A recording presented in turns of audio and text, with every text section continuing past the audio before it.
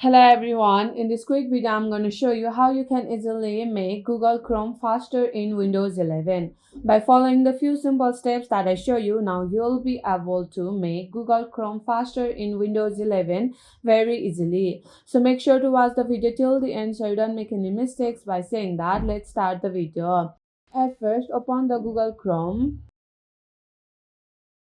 And after that, tap on the three dot icon which is located on the top right corner and open the settings. And after that, tap on the option called privacy and security, and here tap on the option called delete browsing data, and here select browsing history, cookies and other site data, and cached image and files. And here you can choose the time range also. I'll choose all time. And after that, tap on delete data. And here, deleting browsing data plays a key role in making Google Chrome run faster because over time, Chrome stores cache files, cookies, and browsing history to speed up access to frequently visited sites. However, too much stored data can slow the browser down, cause lag, or lead to website errors. By clearing this data, you free up system resources, reduce load time, and help Chrome run more smoothly and efficiently. And regularly deleting browsing data ensures better performance, more responsive browsing experience. And after that, scroll down and tap on the option called Site Settings. And here you can see the permissions that you have allowed for the sites. And here you can check manually. And after you are done, tap on the option called About Chrome. And here you can check whether your Google Chrome is updated to the latest version or not. And by simply tapping on About Chrome, it will automatically update your Google Chrome to the latest version. And after that, tap on the option called On Startup. And here, if you want your startup page to be the Google, then you can choose open a specific page or set of pages. And after that, tap on the option called add a new page. And here you have to enter www.google.com. And after that, tap on add. Then you'll be able to add a Google page as a startup page. And after that, tap on extensions. And here you can remove the extensions. Removing extension from Chrome can significantly improve its speed and performance. Extensions run in the background and use systems resources like memory and CPU.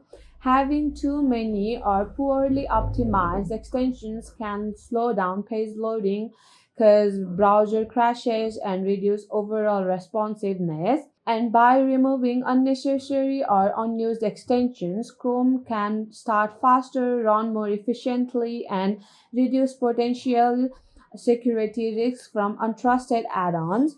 Regularly reviewing and managing extension helps keep your browser lean and fast. So to remove unnecessary extension, you can tap on remove like this. And after that, tap on the three dot icon which is located on the top right corner, and again go to the settings. And after that, tap on the option called performance. And here on the section of general, enable the feature called performance issue alerts, inactive tab appearance. And in the section of memory, enable the feature called memory saver, because memory saver in Chrome helps improve browser speed and efficiency by reducing memory usage. It automatically puts inactive tabs to sleep, freeing up RAM for active tasks. This results in faster performance, smoother browsing, and longer battery life on laptops, especially when many tabs are open. And select balance because it is the recommended one. And after that, scroll down, and here on the section of power, enable energy saver and select turn on only when your battery is 20% or lower. And after that, on the section of speed, enable the feature called preload pages and you can select standard preloading.